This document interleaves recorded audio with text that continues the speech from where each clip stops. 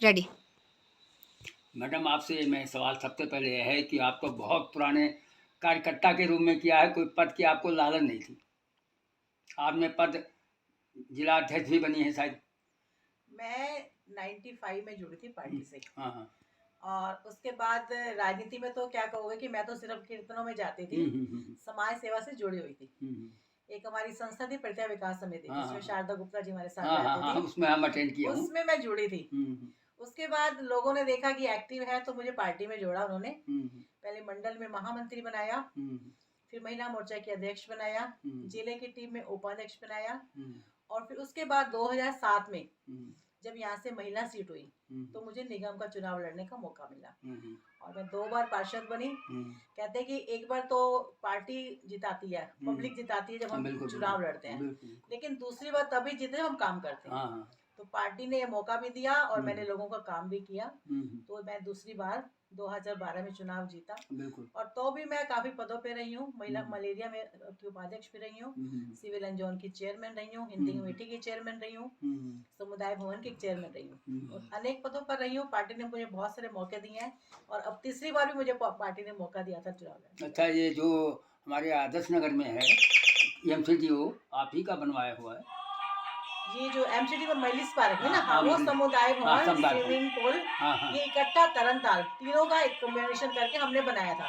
और जिसका उद्घाटन भी हमने विजय कुमार मल्होत्रा इससे करवाया था, ओम प्रकाश कोहली इससे करवाया था। मैं थे उस समय। और इंदिरा नगर में डिस्पेंसरी बनवाई थी जो नितिन गडकरी से उद्घाटन करवाया था। और आजादपुर गांव में मदर डेयरी बनवाई थी जिसका उद्घाटन हमने चंदोलिया से रजनी से कराया था मैंने। और नामकरण मैंने काफी सारे कराया, पंचवटी में कराया।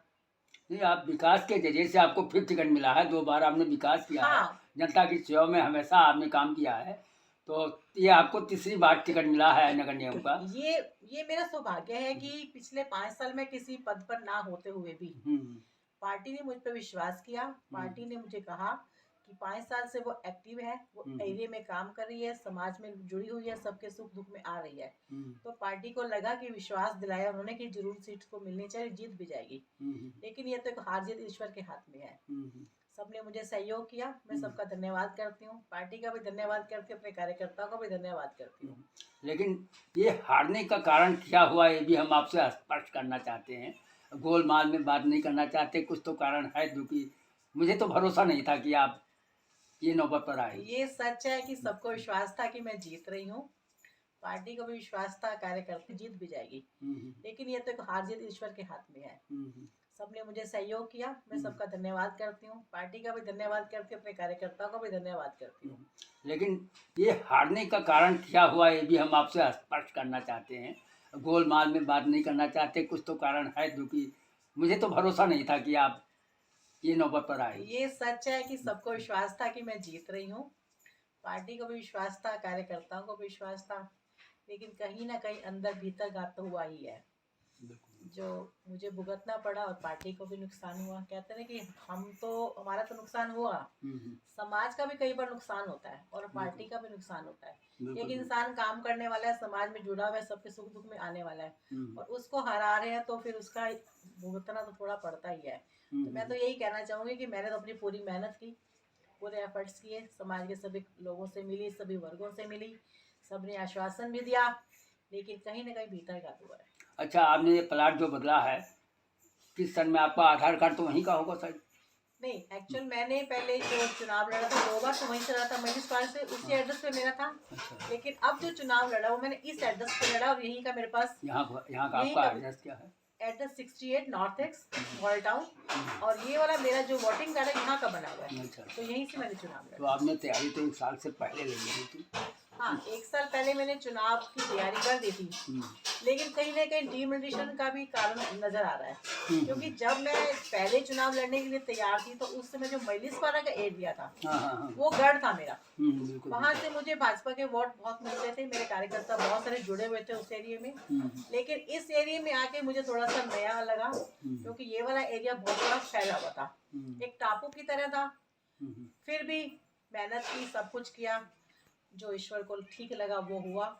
बाकी जैसे पार्टी आदेश देगी पार्टी के साथ जुड़े हुए हैं, काम तो करते रहेंगे, घर तो बैठेंगे नहीं। वैसे और भाजपा का कार्यकर्ता मैं आपको बता दूं घर बैठने वाला नहीं होता। नहीं, ये तो बात सही है। वो राजा भी समाज की सेवा में लगे रहते हैं, कहीं से भी सुंदर कोई बुद्धि हो। राजा जी मेरे हाँ। हस्बैंड सभी समाज के कामों में बढ़ चढ़ के हिस्सा लेते हैं और सभी जगह उनका आना जाना रहता है। वो हर काम में आगे बढ़ चढ़ मेरा सपोर्ट भी करते हैं, खुद भी आगे ही रहते हैं। नहीं, उखान जिन उनका तो हम जब भी की बात करते हैं बब्बू बुथराजा से तो बड़े प्यार से बुलाते हैं, बड़े ताकीद से बात करते हैं। हाँ और समाज सेवा में वो हमेशा लगे हूँ, कभी ये नहीं देखते मुझे एक पद चाहिए। नहीं, वो किसी पद की लालसा में रहते नहीं। कई बार हम कहते थे, समाज के कई लोगों ने मेरे को बोला कि आप चुनाव लड़ो, आप इतने एक्टिव रहते हो। बोलते नहीं, मेरे को तो सिर्फ नीलम को चुनाव लड़वाना है, मुझे नहीं लड़ना।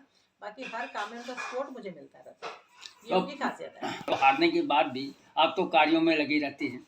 तो करते रहेंगे, घर तो बैठेंगे नहीं। वैसे और भाजपा का कार्यकर्ता मैं आपको बता दूं घर बैठने वाला नहीं होता। नहीं, ये तो बात सही है। वो राजा भी समाज की सेवा में लगे रहते हैं, कहीं से भी सुंदर कोई बुद्धि हो। राजा जी मेरे हाँ। हस्बैंड सभी समाज के कामों में बढ़ चढ़ के हिस्सा लेते हैं और सभी जगह उनका आना जाना रहता है। वो हर काम में आगे बढ़ चढ़ मेरा सपोर्ट भी करते हैं, खुद भी आगे ही रहते हैं। नहीं, उखान जिन उनका तो हम जब भी की बात करते हैं बब्बू बुथराजा से तो बड़े प्यार से बुलाते हैं, बड़े ताकीद से बात करते हैं। हाँ और समाज सेवा में वो हमेशा लगे हूँ, कभी ये नहीं देखते मुझे एक पद चाहिए। नहीं, वो किसी पद की लालसा में रहते नहीं। कई बार हम कहते थे, समाज के कई लोगों ने मेरे को बोला कि आप चुनाव लड़ो, आप इतने एक्टिव रहते हो।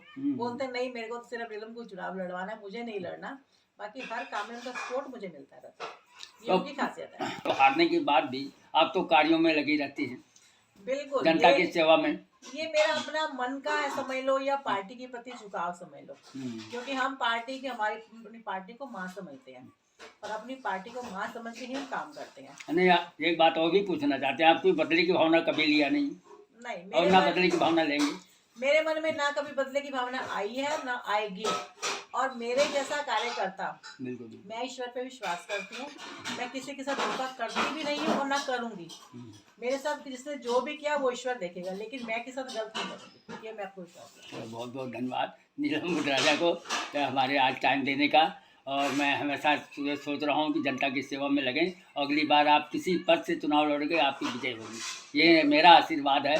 मेरी आप 80 साल उम्र होने वाला, गलत वादा नहीं करेंगे। धन्यवाद आपका, बहुत बहुत आपका सहयोग भी मुझे मिलता रहता है और पार्टी का सहयोग तो मुझे हमेशा मिला है। और आपके साथ खुलासा रहूंगा, जब चुनाव लड़ेंगे मैदान में, चाहे मुकेश गोयल लड़े, खुला आपके साथ चलूंगा, ये मैं वादा करता मुझे हूँ। मालूम है आप हमेशा से मेरे साथ रहते हैं और हमेशा आप मुझे सपोर्ट करते हैं, और इसके लिए मैं आपको बहुत बहुत धन्यवाद भी देती हूँ। हम आशा मुकेश करती गोयल हूँ कुछ सहयोग नहीं है, करते हैं। हम सिर्फ आपसे हमारा प्रेम